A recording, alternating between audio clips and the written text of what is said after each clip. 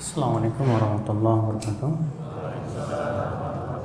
Alhamdulillahirabbil alamin wassalatu wassalamu ala asyrafil anbiya wal mursalin nabiyina Muhammadin wa alihi wa sahbihi wa man tabi'ahum bi ihsanin ila yaumiddin.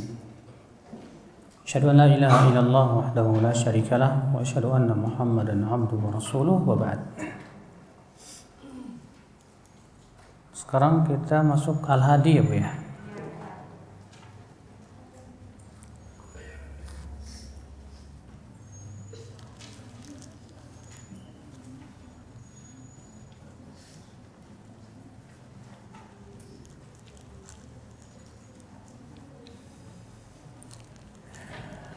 Al-Hadi yang artinya yang memberikan hidayah atau petunjuk.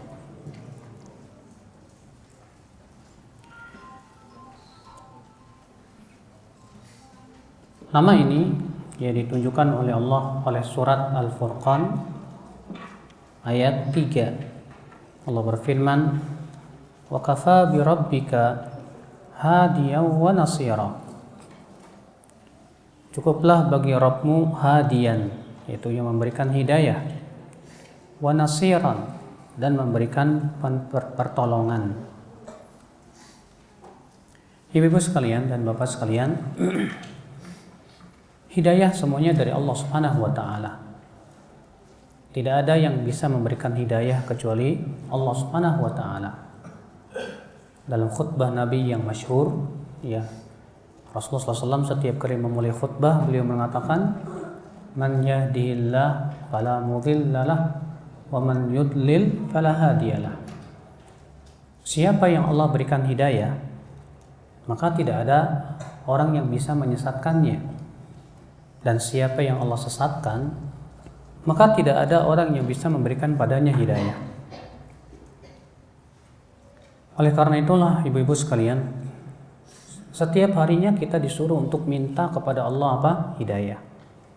Allah mengatakan, "Ihdinas siratal mustaqim." Ya Allah, berikan kepada kami hidayah. Kepada apa? As-siratal mustaqim, itu jalan yang lurus. Hidayah dibagi oleh para ulama menjadi dua bagian. Yang pertama yang disebut dengan hidayatul irsyad, yaitu hidayah ilmu. Maka hidayah ini Rasulullah SAW pun disifati dengannya. Allah berfirman, "Wa innaka la tahdi ila siratim mustaqim." Sesungguhnya engkau wahai Muhammad memberikan hidayah kepada jalan yang lurus. Maksudnya ayat ini yaitu hidayah ilmu, hidayah irsyad, hidayah bimbingan. Adapun yang kedua yang disebut dengan hidayah itu taufiq, hidayah kekuatan untuk beramal, kekuatan untuk menaati Allah, kekuatan untuk menjauhi larangan-larangan Allah Subhanahu wa taala. Maka hidayah ini Rasulullah pun tidak memilikinya. Sebagaimana Allah berfirman, "Innaka la tahdi man ahbabta, walakinna Allah yahdi man yasha." Sesungguhnya engkau wahai Muhammad tidak bisa memberikan hidayah kepada siapa yang kamu mau. Akan tetapi Allah lah yang memberikan hidayah kepada siapa yang Allah kehendaki. Lihat, Allah mengatakan engkau tidak bisa memberikan hidayah kepada siapa yang kamu mau. Maksudnya hidayah yang dimaksud di sini itu hidayah taufik. Seseorang diberikan hidayah kepada Islam, ya, untuk bertaubat kepada Allah, untuk menaati Allah, untuk menjauhi larangannya. Itu hanyalah milik Allah semata. Beda dengan yang sifatnya hidayah ilmu. Maka setiap orang yang berilmu pun juga dia akan bisa memberikan hidayah. Ikhwatul Islam, azakumullah wa iyyakum. Hidayah juga sebagian ulama seperti Imam Ibnu Qayyim rahimahullah mengatakan ada hidayah yang disebut dengan hidayah insting. Seperti anak yang baru lahir diberikan insting untuk mengisap air ASI ibunya. Ayam juga diberikan insting. ya untuk memilih makanan yang memang cocok untuk dirinya. Demikian pula ya makhluk-makhluk hidup diberikan oleh Allah insting untuk ya mengambil apa yang sesuatu yang sifatnya maslahat buat dirinya. Nah, ini disebut dengan hidayah insting ya, akal Islam azakumullah wa iyyakum. Adapun hidayah insting ini tidak berhubungan dengan masalah sesat atau tidak. Tapi itu semata-mata memang untuk kemaslahatan makhluk hidup. Iya. Hidayah, ibu-ibu sekalian, memang pembelian dari Allah. Akan tetapi kita wajib untuk mencarinya dan mengusahakannya. Memang Allah memberikan hidayah kepada siapa yang Allah kehendaki. Tapi ya, kalau kita tidak berusaha mencari hidayah, kita tidak akan bisa mendapatkan hidayah. Maka dari itulah akal Islam bagaimana nih caranya supaya kita bisa mendapatkan hidayah. Agar kita bisa mendapatkan hidayah, ada beberapa perkara yang harus kita perhatikan ya akhi. Yang pertama, as-sa'yu fi tahsiliha, yaitu berusaha untuk mendapatkan hidayah, mencari. Ini disebut dengan mencari ilmu ya. Makanya Al-Quran dan hadis itu ya isinya banyak sekali menganjurkan kita menuntut ilmu. Ya, Allah berfirman misalnya wa qur rabbi zidni ilma. Katakan ya Rabb, tambahkan aku ilmu.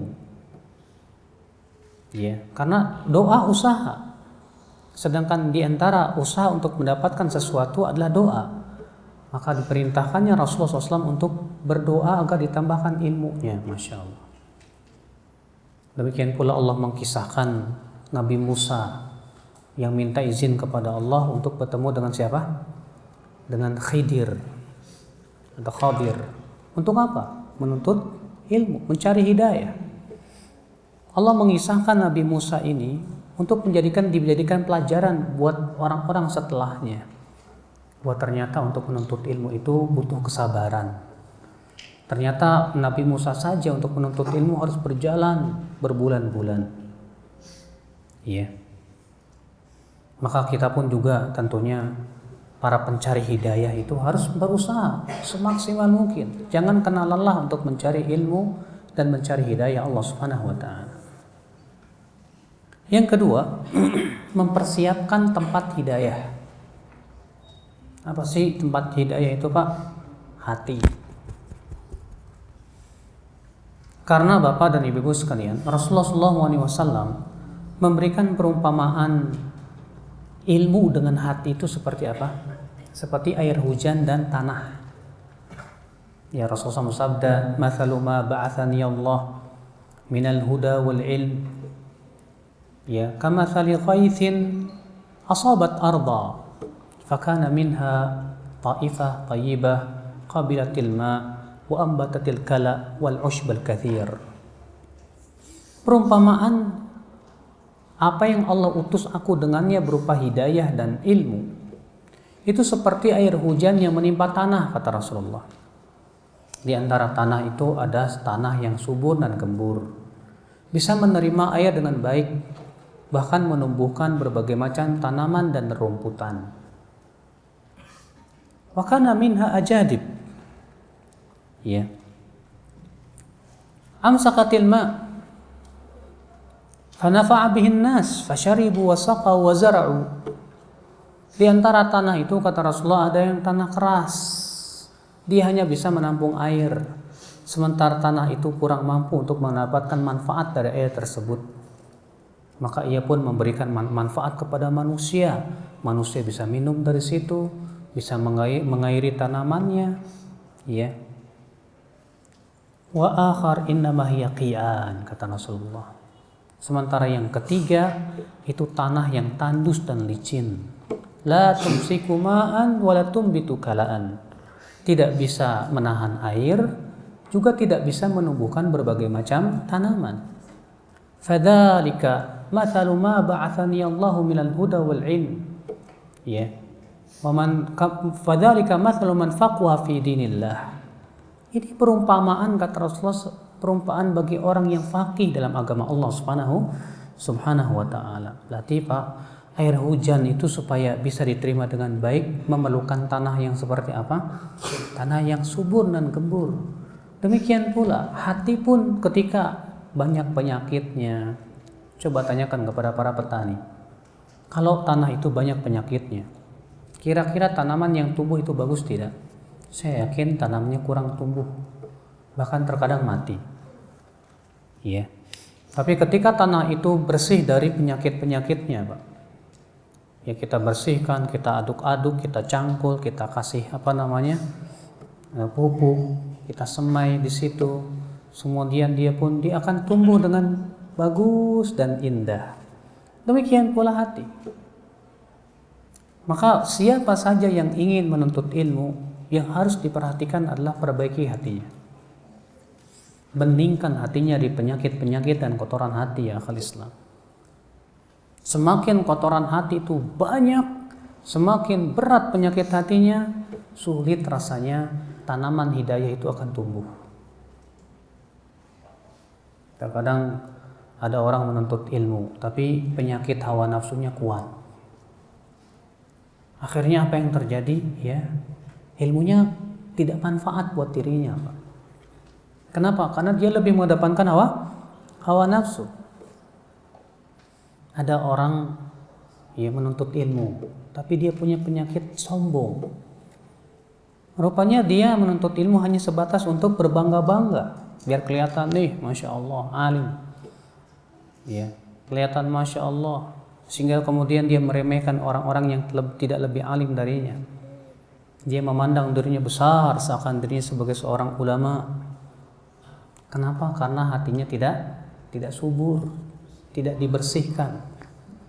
Makanya disinilah makna perkataan para ulama, ta'allamul adab qabla ta'allumil ilm. Pelajari dulu adab sebelum mempelajari ilmu. Karena adab di zaman para ulama terdahulu itu lebih banyak identik kepada pembersihan hati. Ya.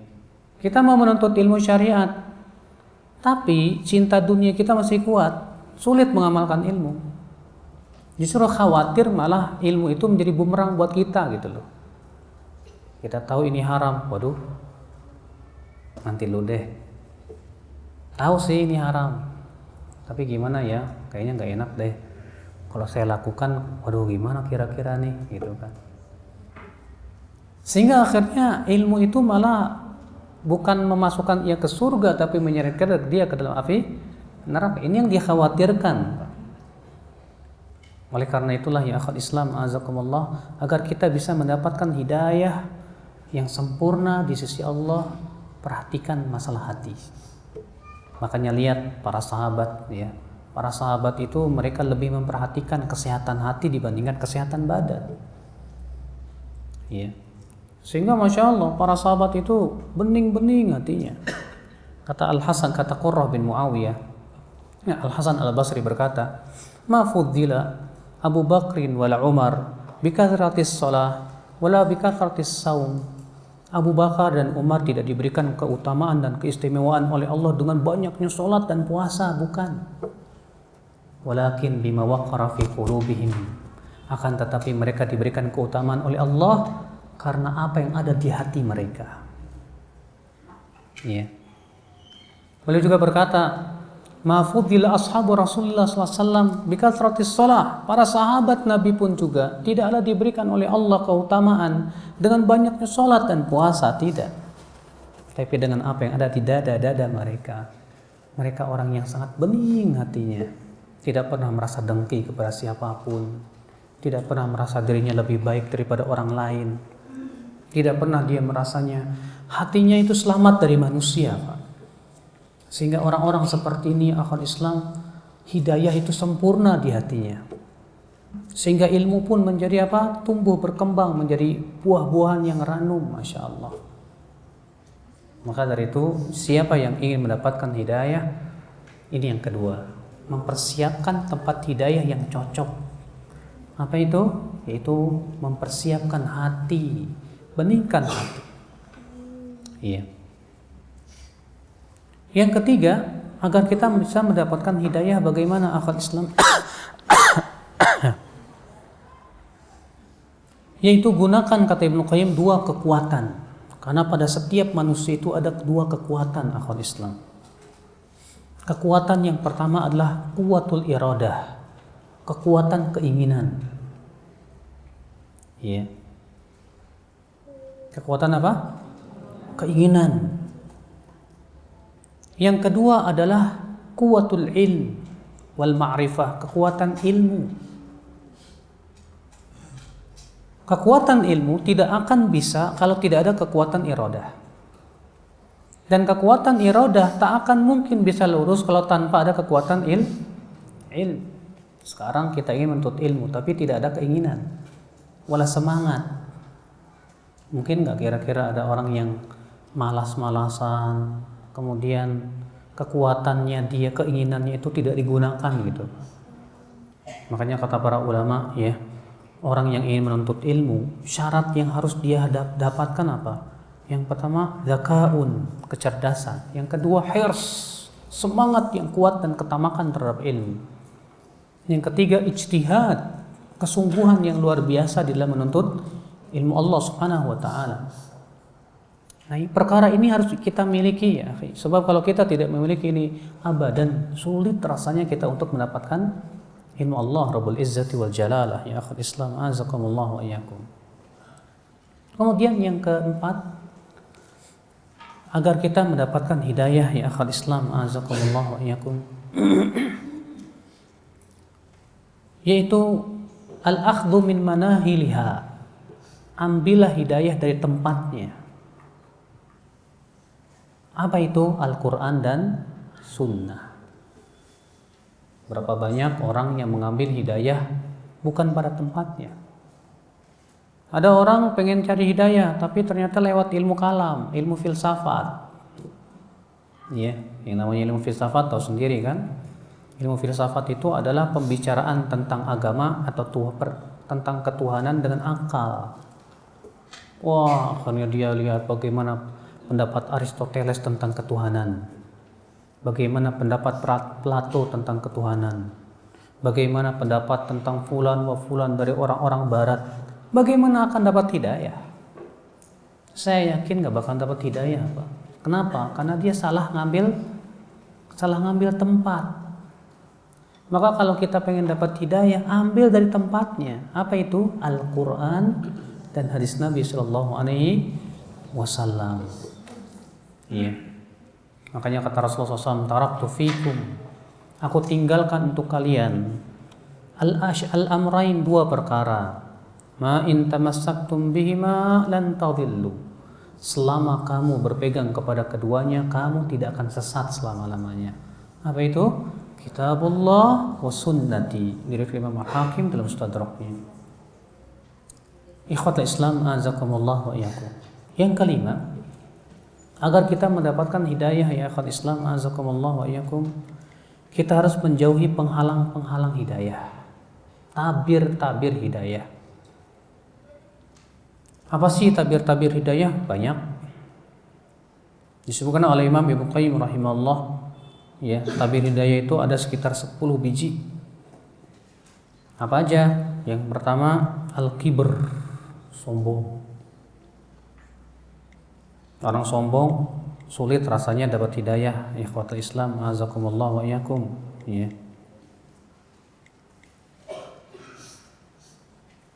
Makanya iblis rahimahullah tidak bisa mendapatkan hidayah gara-gara kesombongan dia yang ada di hatinya.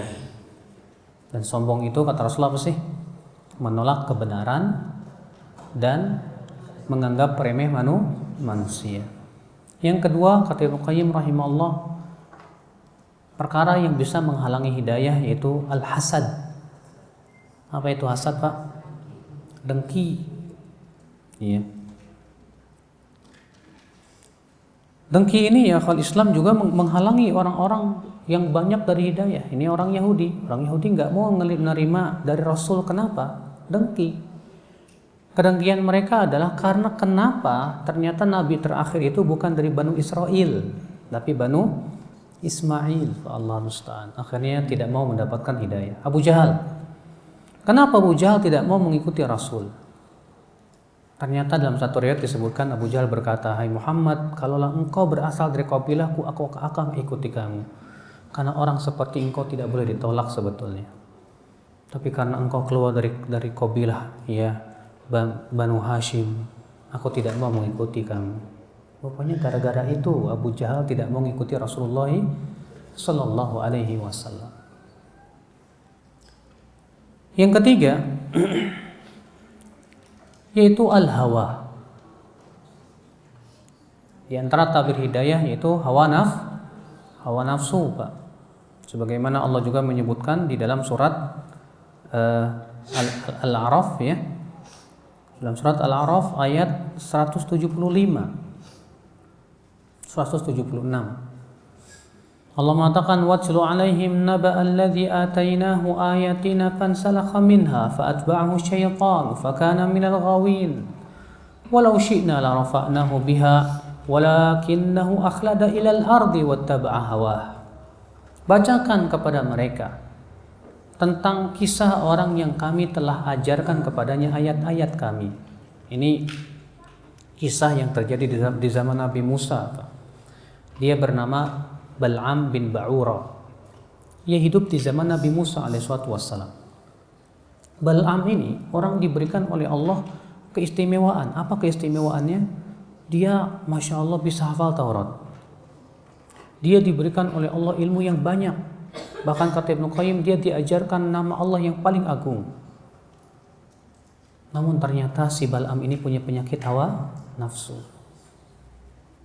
Maka Allah mengatakan bacakan kepada mereka, hai Muhammad, tentang kisah orang yang kami berikan kepadanya ayat-ayat kami. Lalu ia pun lepas dari ayat-ayat kami. Lalu setan pun mengikutinya.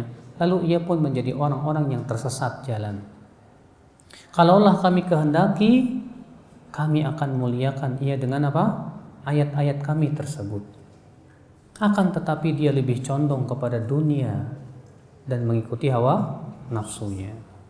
Rupanya gara-gara inilah ilmu si Bal'am tidak ada manfaatnya, Pak. Padahal ilmunya sabrok-abrok, Masya Allah, luar biasa keilmuannya. Tapi karena gara-gara condong kepada dunia dan mengikuti hawa nafsu, Masya Allah, akhirnya tidak bermanfaat ya akhwal Islam, azakumullah wa iyyakum. Yang ketiga, yang keempat ya akhwal Islam, yaitu mahabbatul jah, lebih mencintai kedudukan daripada kebenaran. Dia takut kehilangan kedudukannya. Seperti halnya Heraklius, Pak. Heraklius itu tahu ya Rasulullah SAW itu hak, tahu. Ya bahkan ketika Heraklius berdialog dengan Abu Sufyan, apa kata Heraklius kepada Abu Sufyan? Wallah, laqad dhanantu annahu sayadhhar. Demi Allah, aku sebetulnya sudah yakin bahwa Nabi yang terakhir ini akan muncul. Ya. Wa ma adunnu annahu fikum, dan aku tidak menyangka kalau itu datang dari diri kalian. Maksudnya orang Arab. Ya. Fa in laqituhu laqad latajashamtu liqa'ah. Kata Heraklius apa? Aku kalau bisa bertemu dengan dia, aku akan agungkan dia. Aku akan cuci sendalnya. Iya. Sampai kemudian Heraklius pun menyurati temannya yang berada di sebuah tempat yang juga sama-sama hebat ilmunya. Ternyata temannya pun menyetujui kalau dia seorang nabi. Sampai kemudian Heraklius pun menawarkan para pembesar-pembesar kerajaannya. Ternyata para pembesar kerajaannya tidak mau ikut. Rupanya Heraklius mulai ketakutan, takut kehilangan apa? Kedudukannya. Sehingga akhirnya ia tidak jadi masuk Islam. Itulah Pak, ya. Kadang ada orang kerja di bank. Ya, ketika ia tahu riba, udah gitu dia nawarkan diri, Pak, saya mau mundur. Udah, kami naikkan jabatan kamu jadi manajer, gimana? Wah, mikir iya juga ya, enak juga nih, mantap juga nih. Akhirnya apa? Lebih mendahulukan apa? Kedudukan daripada harus meninggalkan larangan Allah Subhanahu wa taala. Padahal kata Rasulullah SAW, 1 dirhamnya riba itu sama dengan 36 kali berzina. Sallallahu alaihi wasallam. Nah ini ya akhi, kalau kita ini lebih mencintai kedudukan kita, kehormatan kita, sulit. Makanya ya orang-orang yang punya kedudukan itu terkadang untuk mengikuti kajian-kajian sunnah berat, Pak. Kenapa? Iya. Karena terkadang tidak sesuai gitu loh dengan Masya Allah. Walaupun demikian kita berikan support kepada mereka, ya, supaya mereka tetap istiqomah tentunya ya akhwat Islam azakumullah. Kemudian yang ke berapa? Yang kelima, syahwat dan harta. Ini pun juga tabir hidayah. Orang yang cinta harta, yang rakus terhadap harta. Ya. Demikian pula orang yang cinta kepada syahwat, ya, berupa wanita. Berapa banyak ya akhi azakallah pemuda-pemuda yang gara-gara lagi jatuh cintrong sama cewek ya, akhirnya nggak mau ngaji, nggak mau. Ya. Berapa banyak ya akhwat Islam azakumullah wa yakum para pengejar harta tidak peduli dengan halal dan haram. Berapa banyak orang-orang yang mengejar ya kedudukan pun juga sama, tidak peduli dengan halal dan haram. Makanya benar kata Rasulullah SAW, madzibani ja'ian, tidaklah 2 ekor serigala lapar, ursila fi ghanamin, yang dilepaskan pada sekelompok kambing, bi afsadalaha, lebih berbahaya dari orang yang tamak terhadap harta dan kedudukan, dan itu sangat bahaya untuk agamanya dia. Ikhwata Islam azakumullah wa iyyakum. Yang keenam, cinta kepada keluarga dan karib kerabat. Takut, ya, kalau saya mendapatkan kebenaran, nanti saya akan dijauhi oleh karib kerabat saya, oleh keluarga saya. Bagaimana ini? Akhirnya dia lebih memilih keluarganya daripada mengikuti kebenaran ya akhwat Islam. Ya. Ketika ia mulai meretas sunnah, dia pun dimusuhi oleh keluarganya. Ya. Akhirnya apa? Bimbanglah di situ. Bahkan orang tuanya mengancam, kalau kamu mengikuti ajaran ini, kamu saya tidak akui lagi sebagai anak. Nah disinilah Pak, terkadang Masya Allah tantangan begitu besar. Makanya ketika Mus'ab bin Umair hendak masuk Islam, tantangan berasal dari siapa? Kedua orang tuanya. Tapi ternyata Mus'ab bin Umair tidak peduli, dia tetap masuk Islam. Ya. Sa'ad bin Abi Waqqas ketika masuk Islam, tantangan dari siapa? Ibu bapaknya. Ibunya sampai berkata, hai Sa'ad, aku tidak akan makan, aku tidak akan minum sampai kamu kembali kepada agama nenek moyang kita. Kata Sa'ad bin Abi Waqqas, aku tidak akan pernah meninggalkan agama ini ya ibu. Makanya ibunya demo Pak, nggak mau makan, nggak mau minum. Tapi tetap Sa'ad menemani ibunya yang sedang demo itu, ditemani sama Sa'ad. Ya. Sampai kemudian Sa'ad berkata kepada ibunya, ibuku, kalau engkau memiliki 100 nyawa dan satu demi satu nyawamu melayang, aku tidak akan pernah meninggalkan agama ini ya ibuku. Akhirnya capek juga si ibunya, makan juga. Ya. Nah inilah tantangan terkadang ketika kita ingin mengikuti hidayah, kita ingin meretas tali sunnah, ternyata tantangan itu berasal dari keluarga kita sendiri. Disitulah ya cinta kita diuji antara cinta Allah atau cinta keluarga. Apabila ia lebih mencintai keluarganya, sulit dia untuk mendapatkan hidayah dari Allah Subhanahu wa taala.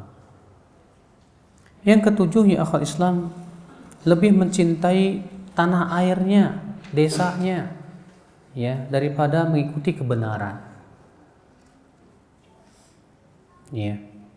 Misalnya ia tinggal di sebuah tempat yang di situ masya Allah ya, maksiat merajalela, kesyirikan merajalela, dan ia pun sulit untuk beribadah kepada Allah di tempat tersebut.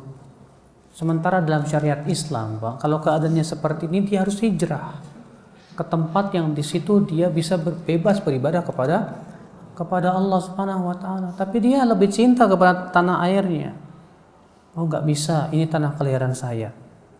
Saya tak akan pernah meninggalkan tanah ini selama-lamanya. Sulit terkadang. Akhirnya dia pun mulai berbaur, terpengaruh oleh maksiat dan yang lainnya. Dan itu sering kali terjadi ya akhwal Islam azakumullah ya. Yang kedelapan, lebih mencintai nenek moyang dan bapak-bapaknya. Iya. Dia menganggap bahwa keyakinan leluhur itu pasti sebuah kebenaran yang tak mungkin dan tidak bisa ditolak. Seperti halnya orang-orang musyrikin Quraisy ya. Allah mengatakan, "Wa idza qila lahum ittabi'u ma anzalallah qalu bal nattabi'u ma alfaina 'alaihi aba'ana." Apabila dikatakan kepada mereka, ikuti apa yang Allah turunkan, apa kata mereka? Kami lebih mengikuti apa yang kami temukan dari nenek-nenek moyang kami. Awalau kana aba'hum la ya'qiluna syai'an wa la yahtadun, kata Allah. Apakah walaupun nenek-nenek moyang mereka itu tidak berakal dan tidak mendapatkan hidayah, mereka tetap mengikuti juga? Masya Allah, ikhwatul Islam azakumullah. Ya, di Indonesia ini Pak, cinta nenek moyang terkadang kuat banget Pak. Ya, pokoknya kamu harus ikuti agama nenek moyang kita. Ya, keyakinan nenek moyang berusaha dilestarikan. Ya, bahkan antum kalau ngomong ke ibu, "Mak, saya pengen nikah sesuai dengan syariat Islam." Enggak, pokoknya harus ikut adat istiadat. Iya. Iya, makanya nggak aneh Pak kalau kita ternyata diberikan juga pemimpin yang tidak mau berhukum Allah karena rakyatnya juga begitu gitu. Makanya kan kata para ulama ya, keadaan pemimpin tuh ya tergantung rakyat. Kalau rakyatnya nggak mau berhukum Allah, ya pemimpin dikasih yang seperti itu juga. Coba kita lihat di pedesaan dan yang lainnya Pak, yang namanya agama, keyakinan nenek moyang tuh dipegangnya kuat-kuat. Iya. Dalam masalah tata cara pernikahan, dalam adat-adat yang terkadang kita lihat tidak sesuai dengan syariat, bahkan berbau kesyirikan sekalipun juga. Ya, dekat kampung saya itu ada Pak sebuah masyarakat yang di situ itu suka menggantungkan apa di pohon-pohon tuh ya, kayak gumpalan warna putih isinya makanan, katanya buat para jin. Salah seorang ikhwah kita di situ ada yang ingin berusaha dakwah di situ. Didatengin sama kepala kampungnya. Apa kata dia? Hormati keyakinan nenek moyang kami. Ini keyakinan nenek moyang kami, jangan diganggu-gugat. Masya Allah, ada itu jelas kesyirikannya. Ternyata KTP-nya Muslim. KTP-nya Islam. Tapi begitu kekeh dengan keyakinan apa? Nenek moyang. Iya. Dibacakan Al-Quran, hadis pun ditolak dengan keyakinan ini nenek moyang. Bahkan saya mendengar ya di antara masyarakat terdahulu itu yang sudah sepuh gitu kan, ngomong begini, kamu tuh harus tahu, ya nenek moyang kita itu lebih banyak makan garam dari kamu. Waduh, kata saya, iya nek, saking kebanyakan makan garamnya jadi keasinan nek. Ya seperti itu ya akal Islam ya. Nah ini akibat daripada terlalu mengagungkan apa nenek moyang, adat istiadat, sehingga akhirnya ia terhalang dari apa? Ya terhalang dari hidayah. Lihat Abu Thalib. Abu Thalib meninggal di atas kesyirikan. Kenapa? Karena lebih memilih agama bapaknya. Rasulullah mengatakan, "Hai am, qul la ilaha illallah." Hai paman, katakan, ucapkan la ilaha illallah. Kalimatan uhajju biha laka indallah, dengan kalimat itu aku bela kamu di sisi Allah ya paman. Apa kata Abu Jahal? Abu Jahal kepada Abu Thalib, "Ya Abu Thalib, atarqab an millati Abdul Muttalib?" Hai Abu Thalib, apakah kamu membenci agama bapakmu Abdul Muttalib? Maka Rasul pun mengulangi lagi, Abu Jahal mengulangi lagi, Akhirnya Abu Thalib memutuskan untuk mati di atas agama nenek moyangnya. Ya, kisahnya riwayat Bukhari dan Muslim dalam sahihnya. Ikhwata Islam, azakumullah wa iyyakum. Ya. Kemudian yang ke berapa? Yang ke-9, adanya permusuhan dengan orang yang membawa kebenaran, sehingga sulit untuk mendapatkan hidayah dari orang itu.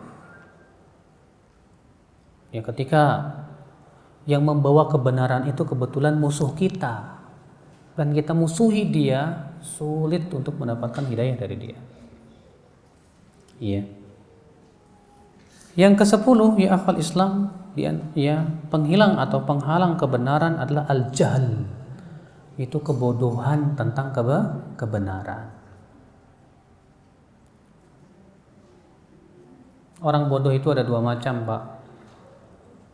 Yang pertama, orang bodoh dan merasa dirinya bodoh, maka dia menuntut ilmu. Ini bagus. Kalau kita merasa diri kita bodoh, alhamdulillah. Saya ingin menuntut ilmu karena saya merasa bodoh, alhamdulillah. Yang kedua ini yang rese. Apa itu? Orang bodoh tapi nggak merasa dirinya bodoh. Dia merasa dirinya pinter. Kita kasih ilmu, malah dia merasa dirinya lebih pinter, sehingga akhirnya sulit untuk mendapatkan hidayah. Nah, jenis yang ini yang sulit dapat hidayah, Pak. Ya. Orang bodoh tapi merasa dirinya tidak bodoh, akhirnya dia sok tahu. Disampaikan kepada dia ilmu, dia merasa dirinya sok tahu. Dia tolak, ya akhwat Islam, azakumullah wa iyyakum. Sebetulnya masih banyak yang lain ya, di antara tabir hidayah, seperti di antaranya ya, taqdimul aql, lebih mendewakan akal daripada dalil. Ya, orang yang mendewakan akalnya, dia merasa dirinya intelektual, dia merasa dirinya sudah punya embel-embel profesor, doktor. Dia merasa dirinya masya Allah akalnya, otaknya encer. Akhirnya dia otak-atik itu dalil Al-Quran hadis sesuai dengan akalnya. Yang menurut dia diterima. Yang menurut dia nggak masuk di akal ditolak. Yang seperti ini saya yakin, Pak, dia tidak akan mampu untuk bisa mendapatkan apa? Hidayah. Di antaranya juga fanatik golongan. Orang yang sangat fanatik terhadap suatu golongan, yang menganggap seakan-akan kebenaran itu hanya berasal dari golongannya saja, sulit juga untuk mendapatkan hidayah. Ya. Kalau fanatiknya kepada Allah dan Rasulnya, bagus. Apa yang datang dari Allah dan Rasulnya itu yang saya terima, bagus. Tapi ini masalahnya yang dia pegang adalah kelompoknya. Pokoknya kalau kebenaran itu berasal dari selain organisasi saya nggak terima. Akhirnya yang dia banggakan apa? Organisasinya. Yang seharusnya seorang muslim itu melihat kepada kebenaran yang berasal dari Allah dan Rasulnya, ya akhul Islam, azakumullah wa iyyakum. Nah ini ya akhi, azakumullah wa iyyakum, di antara perkara-perkara yang menyebabkan kita itu ya tidak bisa mendapatkan apa? Hidayah. Sekarang kita masuk ke nama Allah yang selanjutnya, ibu-ibu, Al-Wahhab. Apa itu Al-Wahhab? Al-Wahhab itu artinya yang maha pemberi. Siapa di antara antum yang dituduh Wahabi? Wahabi.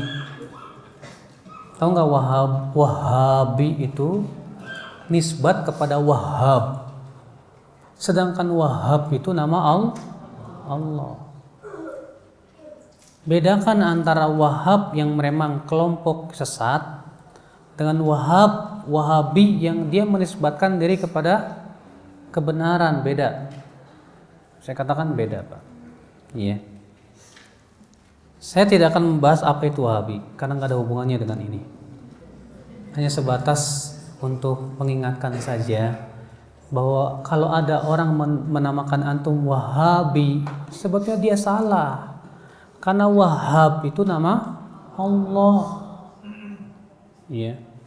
Dan ya Wahabi di situ ada ya, artinya nisbat kepada Wahhab. Kalau Wahhab maksudnya nama Allah, salah dia.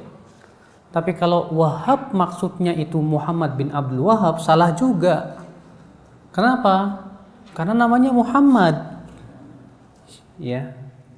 Kan mereka menisbatkannya kepada Syekh Muhammad bin Abdul Wahhab. Muhammad harusnya Muhammadi. Kalau Wahabi maksudnya Wahhab bin Abdurrahman bin Rustum, betul. Itu yang disesatkan oleh para ulama yang muncul pada abad ketiga Hijriah. Wahhab yang Maha Pemberi. Nama ini disebutkan dalam surat Ali Imran ayat 8. Di mana Allah Subhanahu wa taala berfirman, "Rabbana la tuzigh qulubana ba'da idh hadaitana wa hab lana min ladunka rahmah innaka antal wahhab." Wahai Rabb kami, jangan engkau sesatkan hati kami setelah engkau berikan kepada kami hidayah, maka berikan kepada kami dari sisimu rahmatmu ya Allah. Sesungguhnya engkau adalah Wahhab, artinya yang Maha Pemberi. Ya. Allah juga berfirman dalam surat Shad ayat 35. Allah berfirman, qala rabbighfirli wa habli mulkan la yanbaghi li ahadin min ba'di innaka antal wahhab. Dia Nabi Sulaiman berkata, ya Rabb, ampunilah dosaku dan berikan aku kerajaan yang tidak layak untuk dimiliki oleh seorang pun setelahku. Sesungguhnya engkaulah Wahhab, Maha Pemberi. Allah juga berfirman dalam surat Shad ayat 9. Am 'indahum khazainu rahmati rabbikal azizil wahhab. Ataukah di sisi mereka perbendaharaan rahmat Rabbmu yang Maha mulia lagi Maha Wahhab? Ya. Apa sih Wahhab? Kata Syekh Abdul Razzaq, Al-Wahhab huwa kathirul hibah. Dari kata hibah. Ya. Pernah dengar kata hibah? Ini saya hibahkan ke kamu. Hibah itu asal katanya dari wahaba yahibu hibatan. Artinya memberi. Itu namanya hibah, Wahhab. Kathirul hibah wal minnah wal atiyah. Wahhab artinya yang sangat banyak memberi. Ya. Sangat banyak memberikan berbagai macam pemberian kepada hamba-hambanya. Dan memang akhir Islam, pemberian Allah sampai detik ini terus menerus ya akhi, tak pernah berhenti. Setiap menit, setiap detik, setiap jamnya tak pernah berhenti pemberian Allah Subhanahu wa taala itu. Dan Allah mengatakan, wa in ta'uddu ni'matallahi la tuhsuha. Jika kamu menghitung-hitung nikmat Allah, kamu tidak akan bisa menghitungnya ya akhwat Islam, a'azakumullah wa iyyakum. Namun tentunya ya akhwat Islam, a'azakumullah wa iyyakum, pemberian Allah itu ada dua macam. Ada pemberian harta ad-dunyawiyah. Dan yang kedua adalah ada pemberian yang berupa rahmat, berupa iman dan takwa dan hidayah. Dan yang kedua ini jauh lebih agung. Makanya kata Rasulullah SAW ya, dalam sebuah riwayat yang dihasankan oleh Syekh Albani rahimahullah, Rasulullah bersabda, innallaha yu'ti ad-dunya ya man ahabba wa man lam yuhib wa lam yu'til iman illa man ahab. Sesungguhnya Allah memberikan dunia kepada siapa yang Allah cintai dan siapa yang Allah tidak cintai. Dan Allah tidak memberikan iman kecuali kepada siapa yang Allah cintai saja. Masya Allah. Ikhwata Islam, azakumullah wa iyyakum. Allah memberikan kerajaan kepada siapa yang Allah kehendaki. Allah pun memberikan rezeki kepada siapa yang Allah kehendaki. Allah memberikan amal kepada siapa yang Allah kehendaki. Allah pun memberikan akhlak kepada siapa yang Allah kehendaki. Rasulullah sabda, innallaha qassama bainakum arzaqakum akhlaqakum kama qassama bainakum arzaqakum. Sesungguhnya Allah telah membagi-bagi kepada kalian akhlak-akhlak kalian sebagaimana Allah membagi-bagi kepada kalian rezeki-rezeki kalian. Ada yang diberikan oleh Allah akhlak yang mulia, ada yang diberikan oleh Allah akhlak yang tercela, ada yang diberikan oleh Allah Subhanahu wa taala ya akhlak setengah-setengah. Demikian ya akhwal Islam, azakumullah wa iyyakum. Dan tentunya ya akhi, itu semua tidak lepas dari apa? Ya tidak lepas dari ilmu Allah Subhanahu wa taala. Karena Allah memberi kepada manusia ya dan dengan hikmah yang agung. Yang satu diberikan oleh Allah Subhanahu wa taala rezeki yang banyak. Yang satu diberikan oleh Allah rezeki yang sempit gitu. Kenapa Allah berikan yang banyak ini sempit? Semua dengan hikmah. Hanya Allah yang tahu hikmahnya apa. Ya. Akan tetapi tentunya ya akhwal Islam, azakumullah wa iyakum, kasih sayang Allah yang hakiki bukanlah dengan banyaknya pemberian dunia. Bukan sama sekali.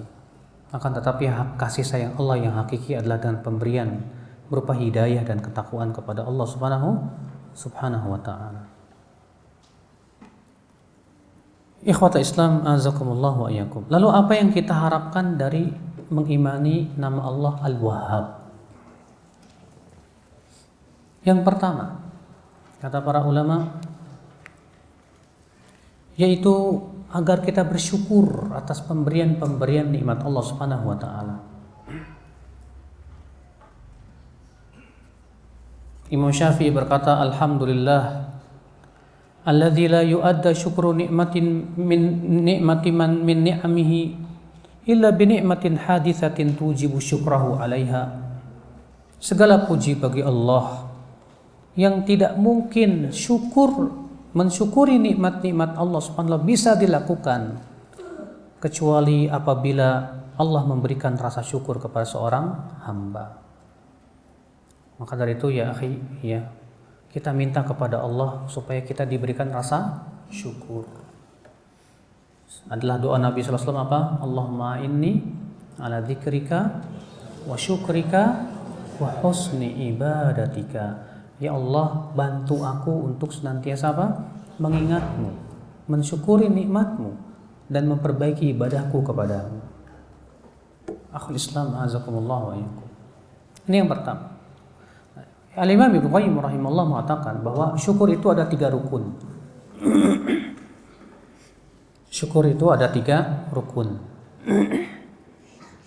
Apa rukun syukur? Yang pertama, i'tiraful qalb, pengakuan dengan hati.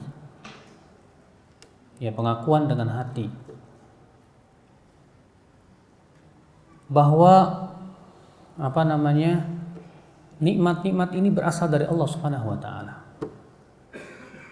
Sebutkan dalam sebuah riwayat ya dari athar salafus saleh, al-i'tirafu bin ni'mati syukrun. Mengakui nikmat bahwa itu nikmat Allah itu termasuk syukur. Termasuk apa? Syukur. Dalam hadis riwayat Abu Daud yang masyhur ya, di pagi hari Rasul bersabda setelah salat subuh, atadruna madza qala rabbukum? Tahukah kalian apa yang difirmankan oleh Rabb kalian? Kata para sahabat, Allah dan Rasulnya lebih tahu ya Rasulullah. Kata Rasulullah, Allah berfirman, asbaha min ibadi mu'minun bi wa kafir. Di waktu pagi ini di antara hambaku ada yang beriman dan ada yang kafir. Fa amma man qala, adapun orang yang berkata, mutirna bi fadlillah wa rahmatih, fadzaka mu'minun bi kafirun bi kaubil kaukab. Adapun orang yang mengatakan kita dihujani dengan karunia Allah dan rahmatnya, itu orang yang mukmin kepadaku dan kafir kepada bintang-bintang. Lihat, dia menisbatkan hujan kepada siapa? Kepada Allah. Maka ini wajib ya, kita mengakui dan menisbatkan nikmat itu semuanya kepada siapa? Kepada Allah Subhanahu wa taala.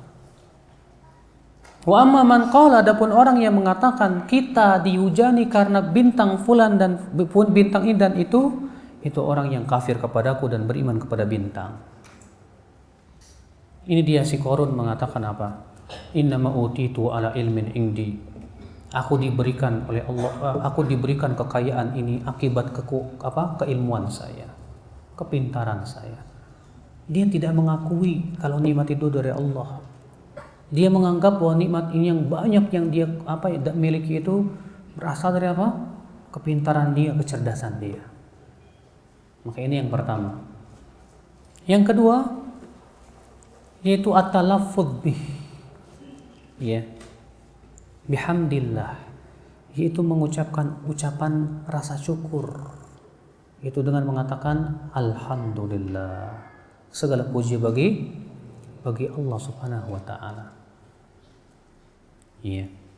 Adalah Rasulullah SAW apabila diberikan kenikmatan, Rasulullah mengucapkan apa? Alhamdulillah alladzi tatimu bihi shalihat. Iya. Yang ketiga rukun syukur, kata Ibnu Qayyim apa? Itu mempergunakan nikmat-nikmat itu dalam ketaatan kepada Allah. Gunakan. Bapak, Ibu punya mobil? Punya, Ustadz, alhamdulillah. Gunakan untuk menaati Allah. Datang ke pengajian dan yang lainnya. Bapak, Ibu punya HP? Saya yakin semuanya punya HP di sini ya. Buat apa? Kalau kita gunakan untuk maksiat kepada Allah, berarti kita tidak mensyukuri nikmat Allah. Tapi kalau HP itu kita gunakan untuk taat kepada Allah, untuk sebagai sarana menuntut ilmu dan yang lainnya, maka itu berarti kita sudah mensyukuri nikmat Allah Subhanahu wa taala. Iya. Yang kedua, pengaruh nama Allah Al-Wahhab kepada kita apa? Yaitu ya akhwat Islam, agar tumbuh di hati kita rasa fakir kepada Allah, bahwa kita ini manusia yang fakir, yang tidak memiliki apa-apa. Kalau bukan karena Allah yang memberi kepada kita berbagai macam nikmat, kita tidak akan bisa merasakan kenikmatan-kenikmatan. Yang memberikan nikmat mata siapa? Allah. Yang memberikan nikmat telinga siapa? Allah. Yang memberikan berbagai macam nikmat kita bisa makan dan yang lainnya siapa? Allah Subhanahu wa taala. Sehingga kita pun merasa fakir kepada Allah. Seorang hamba, Pak, ketika di saat dia merasa dirinya fakir di hadapan Allah, ini hamba yang mulia di mata Allah Subhanahu wa taala. Makanya kata para ulama ya, mengapa Allah benci kepada hamba yang jarang berdoa kepada Allah? Dalam riwayat Tirmidzi Rasulullah sabda, "Man lam yas'alillah yaghdab alaih." Siapa yang tidak minta kepada Allah, Allah murka kepada dia. Orang yang jarang berdoa kepada Allah, Allah murka kepada dia. Kenapa? Karena seakan dia tidak merasa fakir dirinya kepada Allah. Tapi ketika seseorang banyak minta, berarti dia mengakui akan kefakirannya di hadapan Allah Subhanahu wa taala. Maka dia itu menjadi mulia di mata Allah Subhanahu wa taala. Iya. Makanya di antara doa Rasulullah SAW apa? Allahumma ahyini miskinan wa amitni miskinan wahsyurni ma'a jumratil masakin. Ya Allah, hidupkan aku dalam keadaan miskin, wafatkan aku dalam keadaan miskin, dan kumpulkan aku bersama orang-orang yang miskin. Ini Pak, banyak doa orang yang gak mau berdoa dengan doa ini. Kenapa? Karena salah paham gitu. Iya. Dia kira miskin di sini artinya miskin harta, salah. Kalau miskin harta Rasul juga berlindung. Bahkan Rasul setiap pagi dan petang berdoa apa? Allahumma inni a'udzubika minal kufri wal faqr. Ya Allah, aku berlindung kepada Engkau dari kufur dan fakir. Iya. Tapi kata para ulama yang dimaksud dengan miskin di sini artinya orang-orang yang merasa miskin kepada rahmat Allah, yang fakir kepada kasih sayang Allah. Ini orang-orang yang disayangi oleh Allah Subhanahu wa taala. Itu yang dimaksud dengan miskin. Makanya jangan ragu-ragu berdoa dengan doa itu. Iya. Kemudian ya akhwat Islam, pengaruh yang keempat. Apa sih pengaruh yang ketiga? Apa sih pengaruh kita beriman kepada Al-Wahhab? Menghilangkan kesombongan hati. Iya, ketika kita ingat bahwa semua kelebihan yang kita miliki itu pemberian dari Allah, kita nggak sombong, insya Allah, Pak. Kamu sombong karena apa? Jabatan. Emang yang ngasih jabatan kamu siapa? Allah. Tahu diri dong. Allah ngasih kamu jabatan tuh bukan buat disombongin. Ketika ada orang sombong dengan ilmu, Masya Allah, kamu sudah hafal Al-Quran? Iya dong. Hafal Sahih Bukhari? Oh iya. Sombong kali kamu. Ya. Yang memberikan kamu ilmu itu siapa? Allah. Apa kamu tidak malu kepada Allah Subhanahu wa taala? Allah berikan kamu itu ilmu bukan disombongkan, tapi untuk bisa menambah ketawaduan, kekhusyuan dan amal. Iya. Maka kalau orang yang ingat bahwa semua kelebihan yang dia miliki itu adalah pemberian dari Allah, saya yakin dia tidak akan sombong. Ya, dia tidak akan sombong. Makanya lihat, para malaikat tidak ada yang sombong. Allah mengatakan la yastankifal masihu ayyakuna, ya. Allah mengatakan dalam surat dalam surat Al-Maidah, ya, surat An-Nisa di akhir-akhir,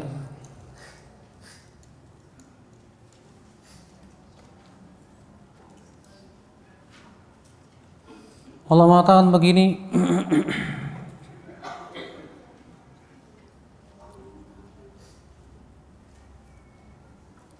la yastankifal masihu ayyakuna 'abdan lillahi walal malaikatul muqarrabun. Al-Masih Isa bin Maryam tidak merasa angkuh untuk menjadi hamba Allah. Tidak pula para malaikat yang didekatkan kepada Allah. Wa may yastankif 'an ibadati wa yastakbir fasayahsyuruhum ilaihi jami'a. Siapa yang merasa angkuh untuk menjadi hamba Allah dan bersombong, maka Allah akan kumpulkan mereka semuanya pada hari kiamat itu. Iya. Allah juga berfirman, wa ammal ladzina istankafu wastakbaru fayu'adzibum 'adzaban alima.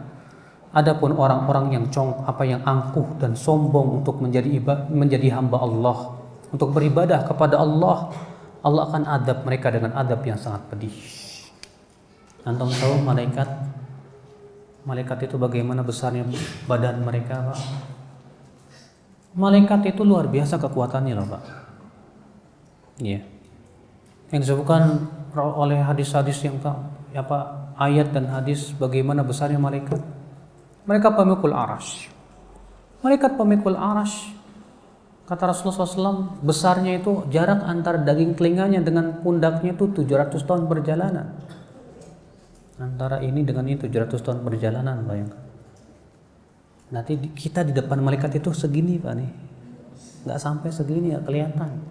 Mungkin sama malaikat itu harus pakai mikroskop, Pak. Iya.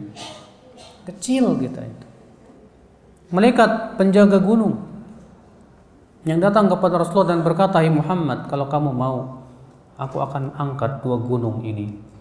Aku akan timpakan kepada penduduk Taif yang durhaka itu." Kata Rasulullah, "Jangan. Aku berharap mudah-mudahan keturunan mereka mendapatkan hidayah dari Allah." Iya. Malaikat saja ternyata tidak sombong kepada Allah. Padahal kekuatannya dahsyat, luar biasa. Makanya alhamdulillah ya Pak ya, manusia itu tidak diberikan oleh Allah kekuatan seperti malaikat, Pak. Sebab kalau manusia kekuatannya kayak malaikat, sombongnya minta ampun, Pak. Ampun-ampunan dah. Makanya yang kayak digambarkan ada Hulk yang kuat banget, hancur segala sesuatu. Wah, kalau ada beneran hancur dunia, Pak.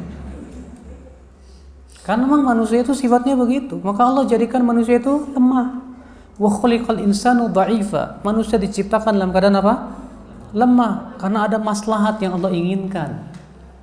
Allah tidak jadikan malaikat itu sekuat malaikat. Dan Allah menciptakan malaikat yang sangat kuat dalam keadaan tidak mempunyai hawa nafsu. Bayangkan kalau malaikat mereka mempunyai hawa nafsu, hancur alam semesta ini. karena besarnya tubuh dia. Makanya Pak, ya binatang-binatang kayak dinosaurus yang sangat besar itu cuma khayalan saja Pak. Ya, tidak mungkin ada ya akhwat Islam. Di zaman sekarang aja lihat ya pengaruh daripada pemberian Allah rahmat ya yang Allah berikan kepada makhluk-makhluknya. Singa yang begitu sangat kuat itu, dia nggak mau makan manusia kecuali terpaksa. Bagi singa, manusia itu kayak bangkai. Kalau udah nggak ada makanan lain baru makan manusia. Selama masih ada makanan lain nggak mau makan manusia. Lihat bagaimana Allah berikan insting kepada singa. Iya. Supaya apa Pak? Supaya lestari kehidupan manusia ini luar biasa. Siapa yang memberikan itu semuanya? Allah Subhanahu wa ta'ala. Maka dari itu ya akhi, siapapun Anda, janganlah bersombong dengan kelebihan Anda. Antum punya badan tinggi besar, sombong dengan badan antum. Ingat Allah mengatakan apa? Innaka lan tablughal jibala, innaka lan takhriqal arda wa lan tablughal jibala yatula. Kamu itu enggak bisa menembus bumi dan tidak akan bisa setinggi gunung. Baru tinggi 2 meter aja udah merasa hebat. Malaikat yang kuat itu bisa menembus bumi, enggak sombong.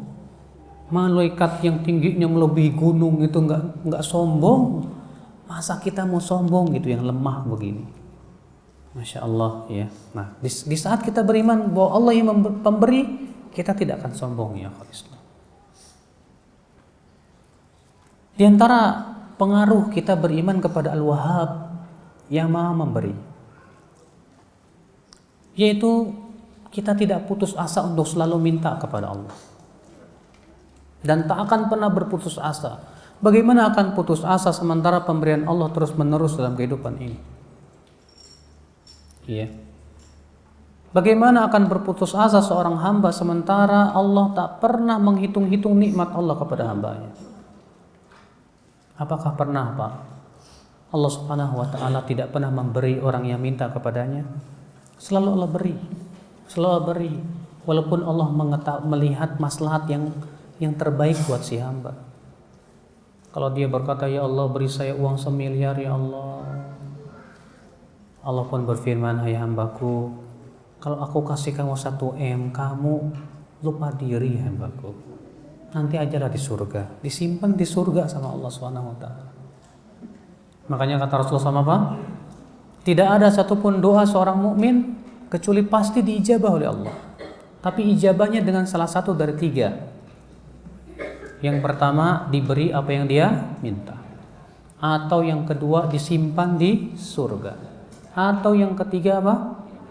Dihindarkan dari mara bahaya. Berarti setiap permintaan mukmin itu pasti diberi. Tapi hanya Allah yang tahu bagaimana cara memberinya gitu loh.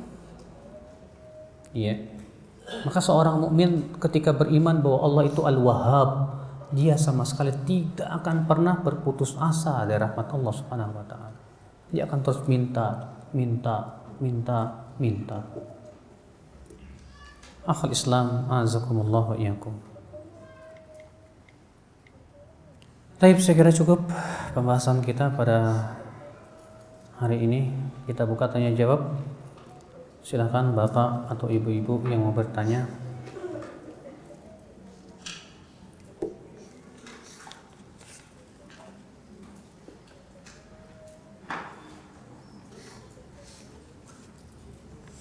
Assalamualaikum. Waalaikumsalam warahmatullahi. Ustadz, Ibu jangan ngobrol Bu ya. Bagaimana sikap seorang suami jika diajak untuk kajian, istri repot dengan alasan belum masak, belum cuci piring, belum nyetrika?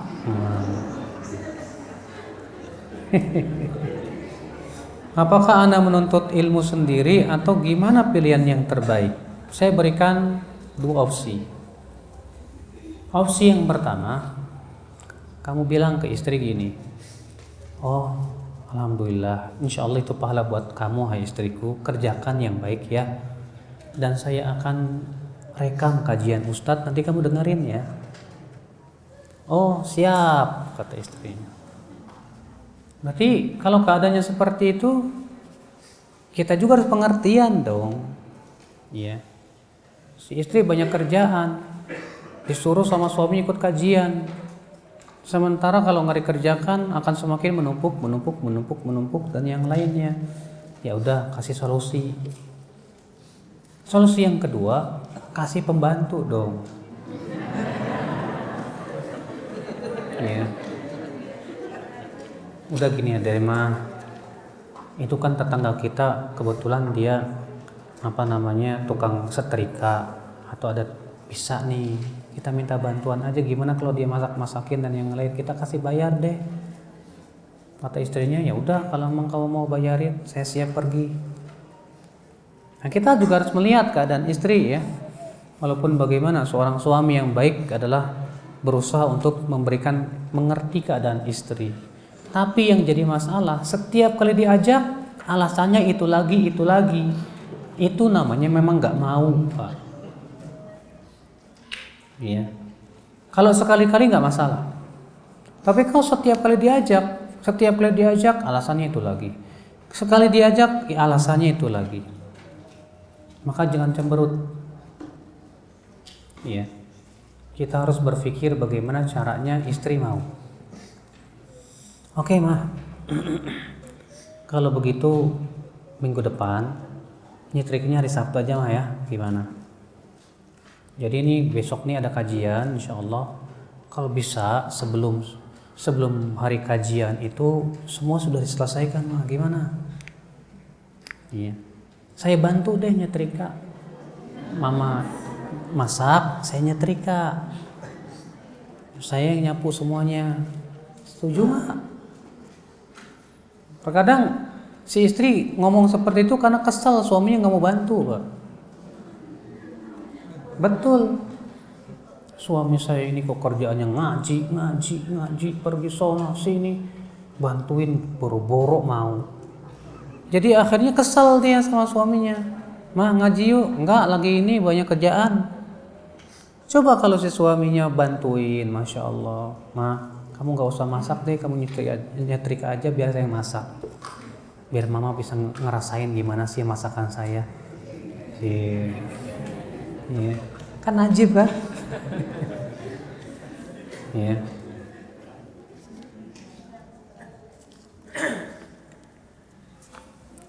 Berapa kalikah idealnya jika seorang itu ke majlis taklim dalam seminggu, Ustadz? Ini yang nanya akhwat apa ikhwan ya? Yang nanya siapa?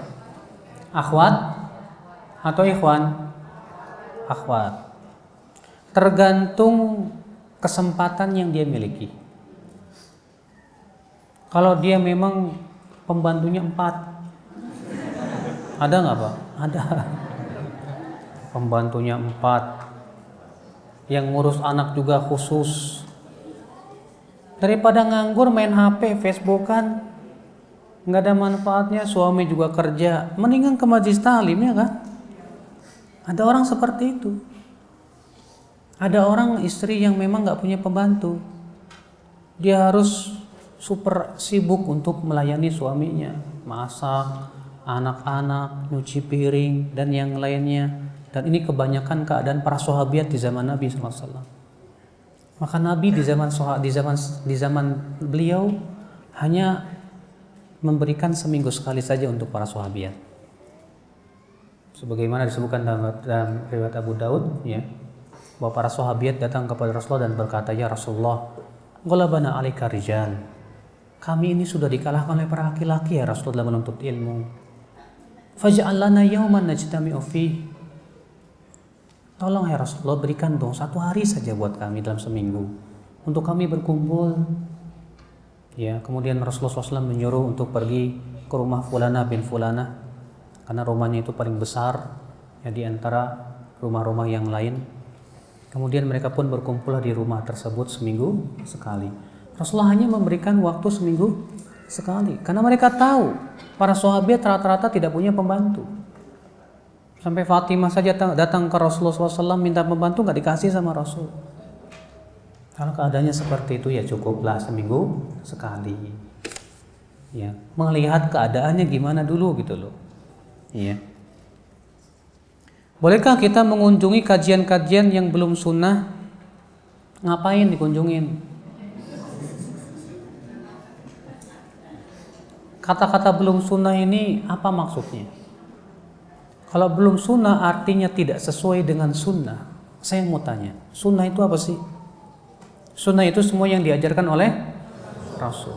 Sekarang kalau kajian itu menyimpang dari ajaran Rasul, buat apa kita kunjungi? Ya nggak Pak? Imam Ahmad bin Hanbal pernah melewati kajiannya orang Mu'tazilah. Imam Ahmad berjalan dengan anak yang bernama Saleh bin Imam Ahmad bin Hanbal. Kata Imam Ahmad kepada anaknya, tutup telingamu hai anakku. Ditutup. Imam Ahmad pun juga menutup dengan kapas. Dan mereka pun lewat. Ketika ditanya, kenapa kok begitu? Kata Imam Ahmad, syubhat itu kuat dan hati ini lemah. Aku khawatir apabila syubhat itu bertengger di hati saya, sehingga sulit untuk keluar darinya. Itu sekali berimam Ahmad loh, yang hafalannya 1 juta hadis. Antum berapa? Ya. Kita ini Arba'in Nawawi aja nggak hafal-hafal. Mau sekali-kali duduk di majelis yang di situ diajarkan sesuatu yang menyimpang dari sunnah. Jangan-jangan kita pas keluar langsung mengatakan, benar juga ya dia katakan. Tuh kan, mulai syubhat masuk ke hati kita. Ini nggak bagus Pak. Ya, nggak bagus. Kecuali memang antum seorang ahli ilmu, duduk di situ untuk membantah. Duduk pas tanya jawab, saya mau tanya, apa yang katakan Ustaz begini, bagaimana dengan hadis ini, bagaimana dengan wah, biar puyeng tuh sekalian. Oh, waduh. Ya. Nah itu, jadi kita juga ya harus khawatir kalau ada syubhat yang masuk ke hati kita. Karena mempertahankan kelurusan agama itu lebih kita dahulukan Pak dari segala-galanya. Ya. Apa ada hadis yang membolehkan seseorang minum sambil berdiri? Ada. Makanya kan terjadi ikhtilaf para ulama. Apakah minum sambil berdiri hukumnya haram atau makruh? Ya. Jumhur ulama mengatakan makruh. Karena ada 2 hadis yang melarang. Hadis yang melarang adalah hadis riwayat Muslim. Rasulullah sabda, "Man syariba qa'iman falyastaqi." Ya. Kata Rasulullah, "Yashrabanna ahadukum qa'iman, wa man syariba qa'iman falyastaqi." Jangan sekali-kali seseorang minum sambil berdiri. Siapa yang minum sambil berdiri hendaklah ia muntahkan lagi. Sementara dalam riwayat Muslim juga, Abu Daud, Tirmidzi ya, Rasulullah SAW pernah minum air zam-zam sambil berdiri. Rasulullah SAW juga pernah mengambil tempat minum yang tergantung di dinding, beliau pun minum sambil berdiri. Sehingga menjadi ikhtilaf para ulama. Ini ada 2 hadis saling bertabrakan ini nih. Gimana ini? Bagaimana mengkompromikannya? Jumhur mengatakan hadis yang mengatakan larangan dibawa larangan itu kepada hukum makruh. Kenapa? Karena ada hadis yang menyebutkan bahwa Rasulullah SAW minum sambil berdiri. Namun yang mereka mengatakan haram, jawabannya apa? Ya, hadis yang melarang lebih dahulukan daripada yang membolehkan. Karena usul fikih mengatakan apabila bertabrakan antara larangan dan pembolehan, maka lebih dahulukan pelarangan. Adapun perbuatan Nabi itu lil hajat, di saat ketika ada kebutuhan saja. Kalau tidak dibutuhkan, jangan. Jadi selama masih ada tempat duduk untuk duduk, lakukanlah dengan duduk. Tapi kalau memang nggak ada tempat duduk dan itu dibutuhkan, silahkan, kata mereka. Dan kepada pendapat ini saya condong. Iya. Maka kalau kita masih bisa Pak untuk bisa duduk, duduk aja. Tapi kalau memang sulit untuk duduk, apalagi Rasulullah kan minum air zam-zam tuh di saat haji. Di saat haji kan rame. mau duduk juga agak sulit dan itu sangat dibutuhkan, nggak masalah. Ya. Lalu bagaimana dengan hadis itu juga dibutuhkan? Yang jelas kata Syekh Salim bin Id bahwa selama itu dibutuhkan silahkan. Tapi kalau tidak ada kebutuhan dan kita bisa untuk duduk, apa sih susahnya untuk duduk, Pak? Apa susahnya untuk duduk?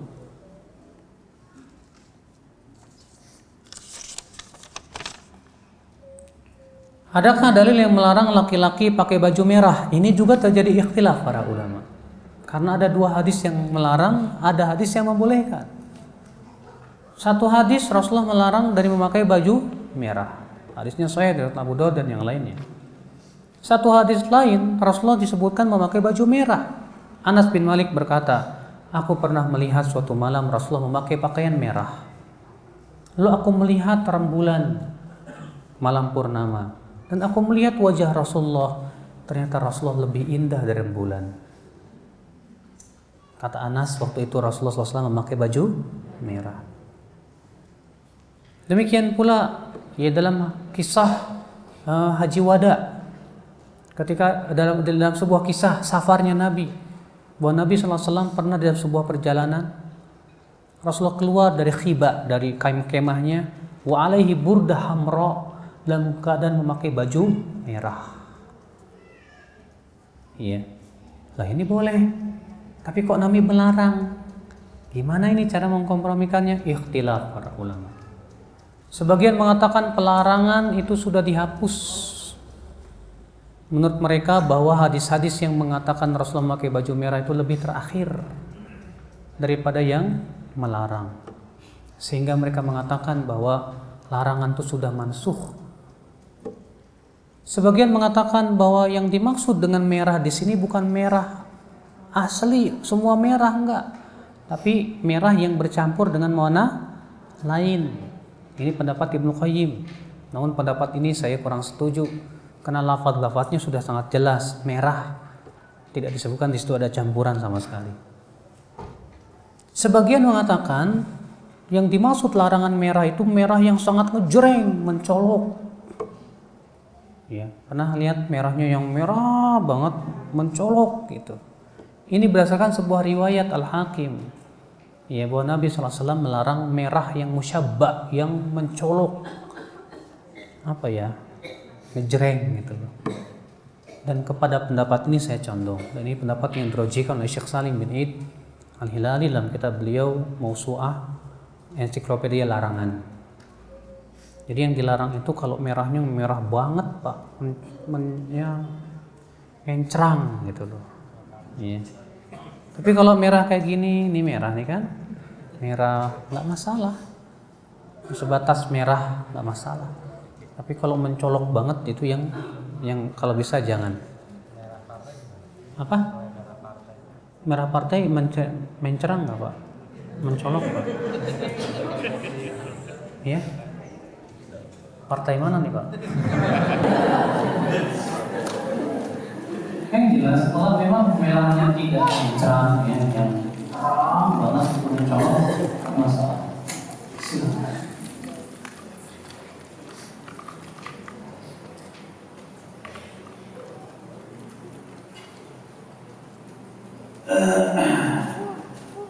Kalau menjelaskan surat 11 ayat 18.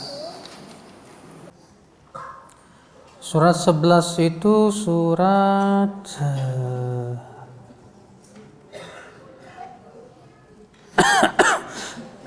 Hud. Hud ayat 118.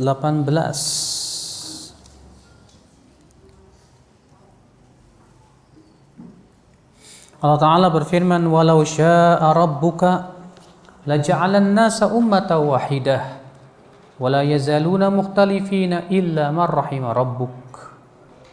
Kalaulah Allah kehendaki, Allah jadikan manusia itu satu umat bersatu padu, namun mereka senantiasa berselisih kecuali yang dirahmati oleh Allah. Maksud ayat ini jelas bahwa Allah menciptakan manusia dalam keadaan berselisih, ya, dan tidak bersatu padu. Lalu Allah menyebutkan bahwa yang Kecualikan Allah yang dirahmati oleh Allah. Mereka lah yang tidak berselisih. Berarti perselisihan itu bukan rahmat. Sebab kalaulah perselisihan bukan rahmat, Allah tidak akan memberikan pengecualian.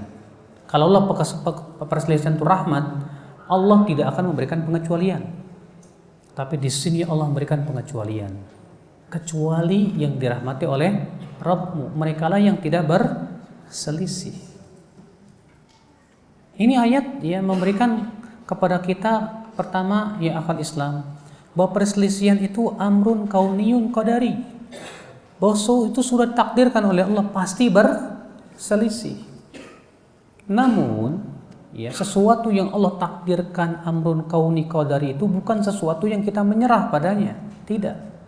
Kenapa? Karena Allah memerintahkan kita untuk bersatu padu di atas kebenaran. Contoh misalnya, Allah menciptakan adanya maksiat. Allah menciptakan babi, Allah menciptakan arak. Apakah berarti adanya maksiat itu menunjukkan boleh kita mengkonsumsinya? Jawabnya tidak. Kalau ada orang berkata, kalau Allah mengharamkan babi, lalu kenapa Allah ciptakan babi? Jawabnya karena ujian buat kamu. Apakah kamu beriman atau tidak? Allah menciptakan adanya penyakit yang disebut dengan bencong, suka sesama jenis LGBT. Ya. Apakah berarti itu menunjukkan boleh dan diizinkan oleh Allah? Tidak. Justru Allah membencinya. Bahkan Allah mengancam dengan azabnya yang sangat pedih. Berarti itu untuk dijauhi, bukan untuk apa? Dilakukan. Maka Allah mengatakan kalau Allah kehendaki, Allah jadikan manusia bersatu padu. Artinya ternyata Allah tidak kehendaki untuk bersatu padu. Ketika Rasul berdoa kepada Allah, ya Allah, aku minta kepada Engkau 3 perkara. Yang pertama, jangan Engkau kuasakan musuh-musuh Islam kepada umat Islam sehingga bisa menghancurkan umat Islam. Allah berfirman, aku kabulkan. Yang kedua, Rasul berdoa lagi, ya Allah, jangan Engkau hancurkan dan binasakan umatku ini dengan kelaparan yang yang bersifat umum dan merata. Allah berfirman, aku kabulkan. Yang ketiga, Rasul berdoa, ya Allah, jangan Engkau jadikan umatku berpecah belah. Allah berfirman, aku tidak kabulkan. Allah tidak kabulkan. Kenapa? Karena Allah sudah menghendaki dengan kehendak kauniyah qadariyah bahwa manusia itu pasti berpecah belah, berselisih. Perselisihan itu sebagai ujian, Pak. Siapa yang benar-benar mencari kebenaran dan siapa yang dia itu tidak mau mencari kebenaran. Kenapa umat Islam berselisih? Padahal Al-Quran dan hadisnya sama. Kenapa akhirnya berbeda? Ini ujian buat kamu. Apakah kamu mau mencari kebenaran atau tidak? Siapa yang bersungguh-sungguh pasti dia dapat di akhir Islam. Azakumullah ya. Iya. Ustadz, ada enggak doa agar tidak miskin hati, Ustadz? Adalah Rasulullah SAW berdoa, Allahumma inni as'alukal afaf wat tuqa wal ghina. Ya Allah, aku minta kepada Engkau al-afaf, menjaga kehormatan, wat tuqa, ketakwaan, wal ghina, dan kekayaan hati. Iya. Juga Rasulullah sabda, man kanat hammuhud dunya, man kanat hammul akhirah. Siapa yang keinginan dia hanya kehidupan akhirat saja dari amalan-amalannya itu, tidak mengharapkan dunia, tidak pula pujian manusia, thabbatallahu alaihi amrah, Allah akan kokohkan urusannya. Wa ja'al al-ghina fi qalbih, dan Allah jadikan kekayaan itu di hatinya. Walam ta'tih minad dunya wa atatud dunya wa hiya raghimah, dan dunia akan mendatanginya dalam keadaan terhina di matanya. Lihat kata Rasulullah, siapa yang niat dia dari amalannya hanya akhirat saja, tidak mengharapkan dunia, tidak mengharapkan pujian manusia, Allah berikan 3 perkara kepada dia. Apa itu? Dikokohkan hatinya, Pak. Yang kedua, dikayakan hatinya. Yang ketiga, dunia akan mendatanginya dalam keadaan terhina. Sebaliknya kata Rasulullah, man kanat hamud dunya, siapa yang keinginan dari amalannya hanya dunia, farraqallahu alaihi syamlah, Allah akan cerai-beraikan urusannya. Iya. Wa ja'ala al-faqra baina 'ainaihi, Allah jadikan kefakiran di pelupuk matanya. Artinya hatinya selalu tidak merasa cukup, tidak qanaah. Wa lam ta'tihi minad dunya illa ma kutibalah, dan dunia tidak mendatanginya kecuali sebatas yang dituliskan saja untuk dia.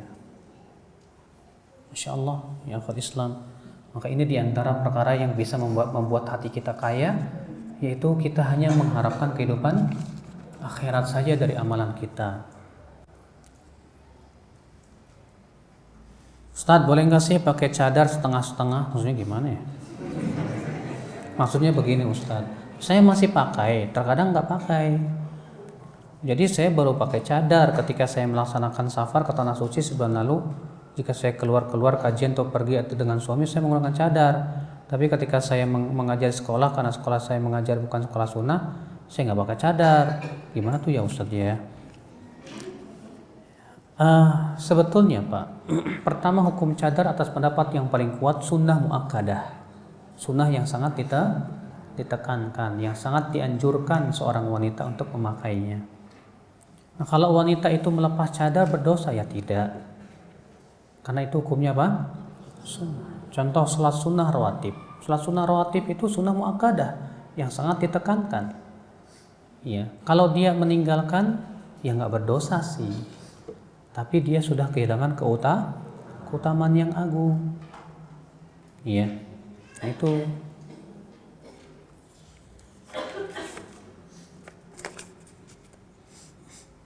Ustaz, saya telah membeli sesuatu sekolah,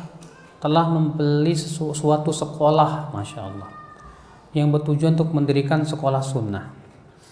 Akan tetapi saya membelinya dengan pinjaman ke bank syariah ya, dengan akad yang jelas. Apakah itu termasuk riba? Akad yang jelasnya ini yang jadi masalah, Pak. Jelas riba apa jelas nggak riba gitu? Kan di situ dikatakan dengan akad yang jelas. Maksudnya jelas riba apa jelas nggak riba atau nggak jelas?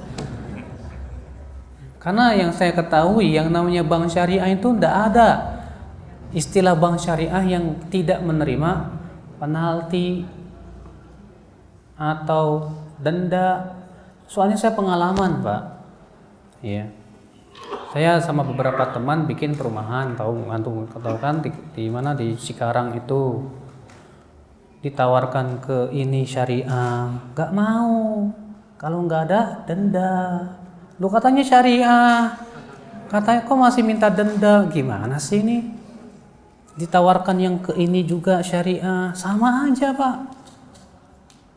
Tadinya mau, ya oke nggak apa-apa, mau. Tapi dia perlambat, tahu nggak mau. Ya. Alhamdulillah satu ada BTN syariah, dia mau dengan konsekuensinya, mau, oke siap. Alhamdulillah. Tapi itu pun juga nggak semua cabang. Itu yang jadi masalah buat saya begitu loh Pak. Namanya syariah. Tapi kalau kita bangun dengan nanti ada denda apa enggak? Oh harus ada denda, harus ada penalti. Kalau enggak kami rugi, kan? Sulit sekali. Makanya untuk dikatakan akad yang jelas ini jelas di atas apa gitu loh. Ya, karena walaupun itu bank syariah, syariahnya terkadang cuma embel-embel doang, Pak. Susah. Ya kalau memang ternyata bank syariah itu sudah menyatakan baik, saya setuju. Tidak ada riba di situ, tidak ada penalti, tidak ada denda. Ya, alhamdulillah. Silahkan. Bagaimana cara paling efektif Ustadz untuk mengajak keluarga besar menjemput hidayah sunnah? Cara yang paling efektif pertama, dakwahi dengan akhlak dulu. Akhlak dulu. Kita banyak silaturahim. Ya, kita banyak berbuat baik kepada mereka. Kita memberikan apa yang kita bantu orang-orang yang susahnya, keluarga besar kita. Dengan memperlihatkan akhlakul karimah, memberikan contoh yang baik. Setelah kita mulai mereka merasa senang sama kita dengan akhlak kita yang masya Allah, alhamdulillah. Mulai kita sedikit memberikan masukan. Tapi mulailah dari yang paling dasar, akidah dulu. Akidah dulu, karena itu para nabi, para rasul pun mulai dari situ dulu. Akidah dulu, tauhid. Ya, terkadang kurang ini, wah keluarga saya ini suka ngerokok, rokoknya dulu dihabisin. Saya yakin gak bakalan terima, Pak. Ya, kuatkan dulu. Jadikan dia cinta kepada Allah. Masuk dari sesuatu yang mereka sukai dulu apa nih? Asmaul Husna. Asmaul Husna bagi orang awam pun pasti senang, Pak. Apalagi orang awam paling senang mau ngapalin Asmaul Husna, Pak. Nah, dari situ Asmaul Husna kita bawakan makna-makna Asmaul Husna itu apa? Karena Asmaul Husna mau tidak mau pasti akan berhubungan dengan apa? Tauhid. Dengan apa? Akidah. Menumbuhkan rasa cinta kepada siapa? Allah. Menumbuhkan rasa takut kepada Allah. Nah, ini yang kita harus mulai dari situ pelan-pelan, Pak, pelan-pelan. Gak bisa langsung, gak bisa. Makanya kata Ibnu Qayyim, kalau kita mendakwahi para pecinta dunia supaya meninggalkan dunia mereka, pasti itu berat sekali dan hampir-hampir mustahil lah Islam. Tapi datangilah para pecinta dunia dari sisi apa? Akidah.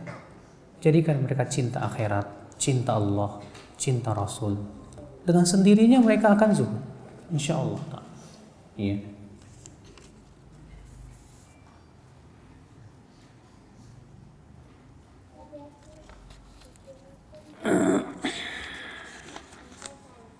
Setelah dapat hidayah, anak-anak ingin disekolahkan di tempat yang nyunah. Tapi ternyata Ustadz pesantren nyunah biayanya mahal, bener Pak. Pusing saya juga. Iya. Saya punya anak baru mau lulus SD aja nyari yang sini, yang ini 30 juta, yang ini 25 juta. Buset deh kata anak. Garuk-garuk kepala saya, ya Allah, ya Rabbi, memang bener. Walaupun alhamdulillah ada gratis alhamdulillah di Ciang sana situ Pak. Ada namanya dia Nurul Quran namanya Pak. Hah? Nurun enggak dirubah jadi Nurul Quran. Tadinya Nur ala Nur. Terus saya kritik, jangan Nur ala Nur lah. Emang apa Nur ala Nur? Nurul Quran aja. Jadi Nurul Quran. Itu alhamdulillah dia berkomitmen khusus untuk orang-orang yang susah. Dari SD, SMP, SMA. Khusus, gratis 0%. Nah, ini yang enggak tersebar, Pak. Coba kalau disebarin nanti ada orang pura-pura miskin. Nggak bagus. Oh saya miskin, padahal mah di rumahnya BMW. Ya. Jadi ada juga yang seperti itu, ada alhamdulillah. Ya. Makanya kalaupun memang mau mencari keadaan seperti itu, carilah yang jangan yang mahal-mahal, jangan. Mungkin. Kemudian yang kedua, kalau mahal kenapa? Tanya, kenapa mahal? Jangan suudzon juga. Kenapa mahal? Kalau di Jawa, Pak, jauh lebih murah daripada Jakarta. Kalau di Jawa, kehidupan nggak terlalu mahal. Di Jakarta, gaji guru kalau cuma dikaji sebulan 1 juta, siapa mau guru? Kalau di Jawa 1 juta itu udah Masya Allah. Di Jakarta, standarnya berapa coba? 3 juta. Kalau gurunya ada 20 orang, berapa juta harus dibayarkan? Belum lagi buat makan. Berapa per harinya? Belum lagi buat keperluan-keperluan sekolah yang lainnya. Pantaslah kalau dikatakan itu harus mahal. Jadi kita jangan suudzon dulu. Oh, pantesan. Jadi saya nggak mampu gimana? Jangan mencemooh. Kalau nggak mampu, katakan ya qadarullah saya nggak mampu. Semoga Allah memberkahi mereka. Ya udah cari yang di bawah kemampuan saya. Sebetulnya ada sekolah-sekolah yang insya Allah memberikan kemampuan. Ya. Alhamdulillah juga kita di Roja aja SD Cahaya Sunnah. Alhamdulillah nggak terlalu mahal. Kita tidak ingin mahal-mahal karena memang Kalau apalagi masyarakat sekitar yang tidak mampu, silakan masuk, nggak usah pikirin duit. Ya, artinya jangan sampai disebarkan ke Facebook atau media-media dakwah bahwa sekolah salaf ini mahal-mahal.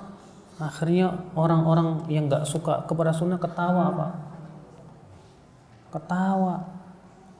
Ya, saya terkadang merasa miris, kenapa sih harus disebarin ngomong di Facebook, di media internet, itu kan seluruh dunia itu yang baca itu, Pak. Apa enggak membuat musuh-musuh dakwah semakin tertawa nyeringai apa ya? Enggak bagus lah, enggak bagus. Insya Allah masih ada kok alternatif yang lain. Kita juga berusaha ya, alhamdulillah para ustadz juga berkeinginan baik, ingin sekali membuat sekolah yang memang untuk kalangan menengah ke bawah. Cuma kita kan butuh donatur. Ini yang jadi masalah gitu. Ada nggak ya guru digaji dengan rendahan? Sulit juga terkadang karena kebutuhan. Sekarang kalau guru itu digajinya dengan rendahan, sementara kebutuhan dia sebulannya nggak mencukupi, mau tidak mau guru akan cari duit. Kalau dia sudah cari duit tempat lain, dia tidak akan fokus ngajar. Dan dia tidak akan bisa memberikan kualitas yang terbaik buat anak muridnya, Pak. Betul seperti itu. Terkadang ya, sebuah pesantren merasa perlu, guru jangan minta cari duit ke tempat lain, kami akan cukupi kalian, tapi tolong fokus ngajar di sini ya. Mau tidak mau harus digaji agak gede. Ini pertimbangan-pertimbangan, Pak, yang sedang dipertimbangkan oleh para asatidzah, yang kalangan ikhwah ini terkadang nggak mau ngerti. Mengertilah, kalau antum sebagai praktisi dunia pendidikan, saya yakin antum pun akan menjerit, Pak. Iya. Karena keadaannya sekarang beda. Sekarang semua harga-harga pada naik. Memang susah, gimana lagi? Ya maklumi aja lah. Lumrah aja, kasih mereka udzur. Kalau memang nggak mampu, ya udah cari ya sekolah lain yang insya Allah di bawah kemampuan kita. Dan kita juga sedang berusaha terus untuk menampung aspirasi teman-teman yang memang masya Allah kurang mampu untuk bisa sekolah yang memang bisa memberikan bantuan kepada mereka. Tapi coba kita cari dana silang, dari subsidi silang dari para donatur. Kali ada yang mau jadi ayah angkat, maksudnya ayah asuh gitu loh. Nah ini coba kalau misalnya yang kaya mau jadi ayah asuh semuanya, udah nggak apa-apa. Saya sekolahkan, ini anaknya dia pilih, anaknya pinter ini, masya Allah. Saya sekolahkan, tapi sekolah agama aja, sampai jadi ustadz, sampai jadi. Itu masalahnya luar biasa itu. Ya. Kalau memang itu tujuannya untuk Islam dan kaum muslimin, ikhwan Islam, azakumullah. Makanya ya usaha-usaha ini pun terus kita gulirkan, Pak. Alhamdulillah teman-teman di sekitar Roja bikin namanya SIP. Tahu kan SIP? Apa SIP itu? SIP itu alhamdulillah bergerak langsung, Pak, kepada masyarakat bawah yang memang susah. Dan kita bantu orang-orang yang memang sulit dalam pendanaan. Ada yang datang, sekolahnya di mana Bu? STM. Waduh maaf, kalau STM kami nggak bisa. Yang kami mau berikan adalah yang sekolahnya di pesantren dan dia punya masya Allah kemampuan untuk belajar yang bagus. Kita danai. Kita pengen supaya dia jadi benar jadi ustadz, supaya dia ya ilmunya manfaat untuk masyarakat. Itu ada usaha-usaha, alhamdulillah banyak ustadz juga melakukan seperti itu. Makanya saya sekali lagi minta kepada antum-antum, tolong jangan ngomong di Facebook, di dunia maya, sehingga itu bisa membuat tertawa orang-orang yang tidak suka kepada sunnah. Benar, Pak. Ustadz, kalau lagi dengar kajian tapi chattingan tuh gimana ya Ustadz? Inilah Pak, ya fenomena kurang paham adab menuntut ilmu. Makanya kan kata para ulama, siapa yang mau menuntut ilmu, belajar adab dulu kan, sebelum menuntut ilmu. Gimana ini mau menuntut ilmu, sementara HP-nya dihidupin, Ustadz nerangin chattingan. Nanti di luar ngomong, Ustadz ngomongnya gini. Padahal dia lagi chattingan. La ilaha illallah. Padahal kata Imam Suyuti di zaman dahulu, setiap majelis hadis itu, setiap ulama hadis dia punya mukri dan punya tukang memperhatikan. Majelis Syekh Fulan bin Fulan di hari ini dihadiri oleh Fulan wa Fulan wa Fulan, dicatat Pak. Pembacaan hadis dari nomor sekian sampai sekian diperhatikan. Si Fulan mendengarkan hadis ini tidur, dicatat baik-baik. Si Fulan ketika mendengarkan hadis ini ngobrol, dicatat baik-baik. Kenapa? Ini berhubungan dengan periwayatan. Ketika dia meriwayatkan hadis padahal dia sedang ngobrol, gak diterima. Ente dulu ngobrol, ente dulu tidur, ketahuan. Ya.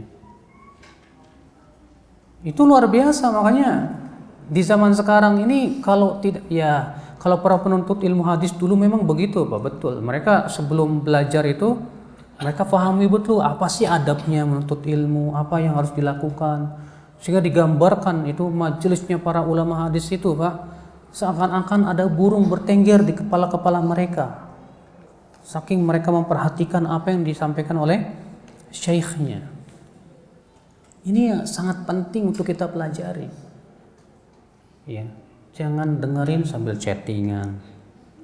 Matiin dulu deh HP-nya, apa sih susahnya sih? 1 jam, 2 jam, kajian berapa jam sih Pak?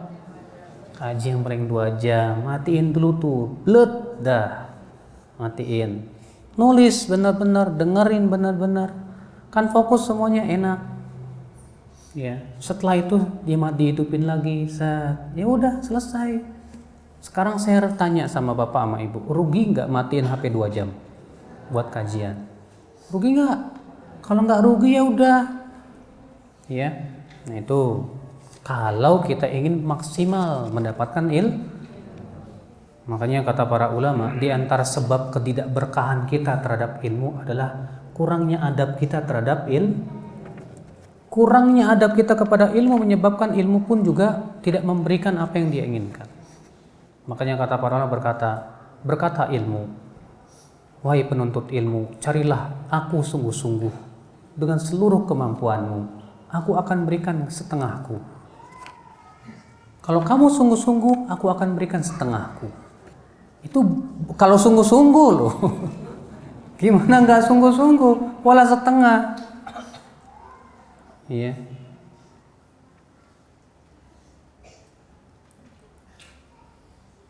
Apa hukumnya jika kita hadir di pengajian yang isi tausiahnya sebelum tanggal pernikahan? Maksudnya?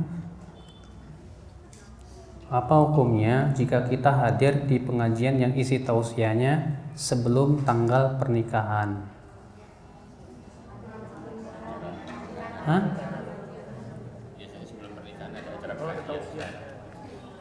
Oh, saya kira judulnya sebelum tanggal pernikahan.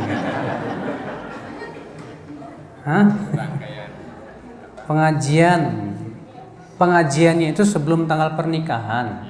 Dalam rangka apa? Ya, Pak. Kalau memang sebelum ada pernikahan ada tausiah, kajian untuk para mempelai suami istri, silakan, nggak apa-apa, nggak masalah. Atau tausiah yang sifatnya untuk keluarga dan yang lainnya itu manfaat, silakan. Iya, saya terus terang kalau diundang untuk ceramah nikah saya berat rasanya Pak.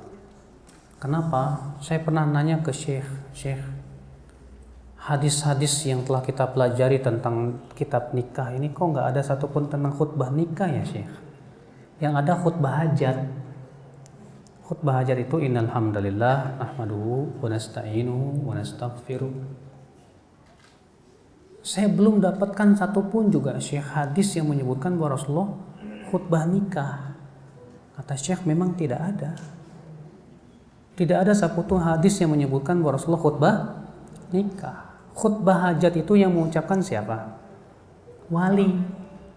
Jadi si wali yang akan menikahkanlah mengucapkan khutbah hajat. Innal hamdalillah nahmaduhu wa nasta'inu wa nastaghfiruh wa na'udzu billahi min syururi anfusina min sayyiati a'malina man yahdihillahu fala sampai firman Allah qala ta'ala ini, amma ba'd fa inna astaqal hadits kitabullah. Selesai langsung ijab kabul. Tapi saya pun tidak berani mengatakan itu bid'ah. Untuk mengatakan itu sunnah, saya pun gak berani. Yang saya salahkan adalah orang yang menganggap seakan-akan khutbah nikah itu sunnah. Saya katakan mana dalilnya? Mana dalil yang mengatakan bahwa khutbah nikah itu sunnah? Yang ada diajarkan oleh Nabi hanya khutbah hajat. Khutbah hajat. Kalau mau ada khutbah, misalnya nasihat untuk kedua mempelai, silakan. Tapi jangan dianggap itu sebuah sunnah Nabi. Yang kedua, jangan jadikan sebuah kebiasaan seakan-akan itu sunnah. Ya. Makanya saya terus terang kalau diundang, Ustaz, datang ya, tolong ya kasih khutbah nikah. Enggak mau. Kenapa Ustaz? Sampai kamu bawa dalilnya ke saya? Kalau ada saya mau deh, kata saya gitu. Supaya saya melatih begitu supaya dia mau. Jangan jadikan kebiasaan seakan-akan khutbah nikah itu bagian dari apa? Akad nikah gitu loh. Mana dalilnya? Ini mah dalilnya. Butuh dalil. Apakah istri wajib berbakti kepada mertua seperti kepada ke suami? Soalnya mertua suka nyumpahin, Ustadz. Nggak suka sama mantu, galak, cerewet. Gimana ya, Ustaz? Iya. Kalau berbakti kepada mertua membuat hati suami ridho, lakukan. Kalau memang berbaktinya ibu kepada mertua membuat suami ridho, lakukan. Karena keriduan suami bagi istri segala-galanya. Iya. Kenapa ibu suaminya suka nyumpahin? Mungkin menantunya kurang perhatian kali. Dia pengen diperhatiin. Ya udah, banyak berbuat baiklah. Banyak sabarlah dengan cerewetnya itu. Iya. Banyak memberi, banyak membantu. Ada dia butuh bantuan, kita bantu. Sabar aja, insyaallah. Iya. Kalau mantunya baik banget, mertua juga pasti luluh.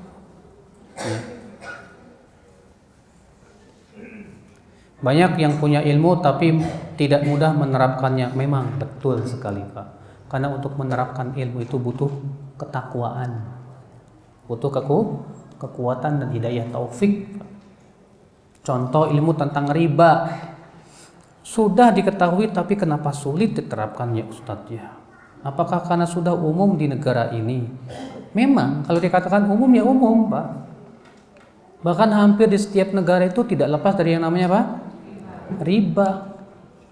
Tidak ada satupun bank kecuali pasti sangat butuh kepada bank yang ribawi.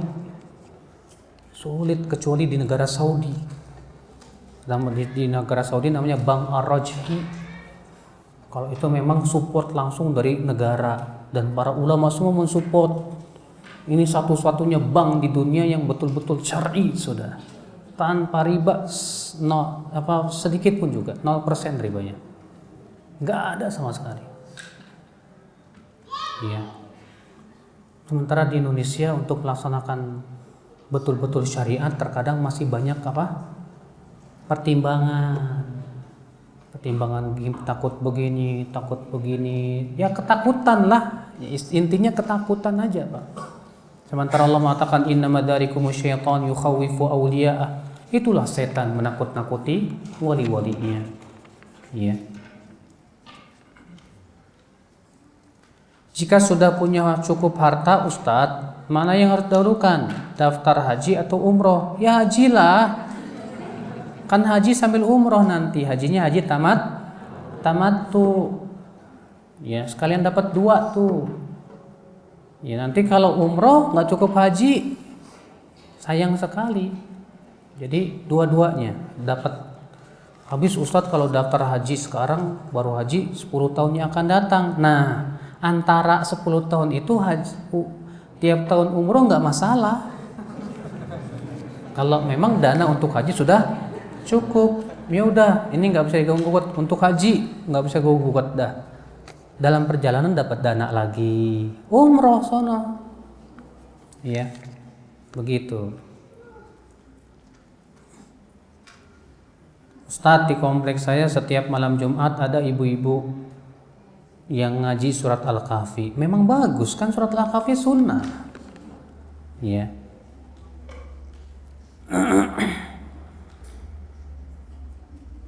Saya bilang begini, ajak aja sekalian bapak-bapaknya yang suka yasinan, biar ngaji surat Al-Kahfi. Jadi bolehkah membaca surat Al-Kahfi? Kan sunnahnya begitu, Bu. Malam Jumat sama hari Jumat itu disunahkan baca surat Al-Kahfi. Kata Rasulullah SAW, "Man qara'a surat Al-Kahfi yaumal jumu'ah, sata'a lahu nurun ila ananis sama' min tahti qadamihi." Atau kama qala Imam Ahmad, Rasulullah sabda, siapa yang membaca surat Al-Kahfi pada hari Jumat akan keluar cahaya dari bawah kakinya menuju awang pada hari kiamat nanti. Maka ini bagus ya. Tapi kalau bisa jangan cuma baca, kaji dong. Dikaji makna-maknanya.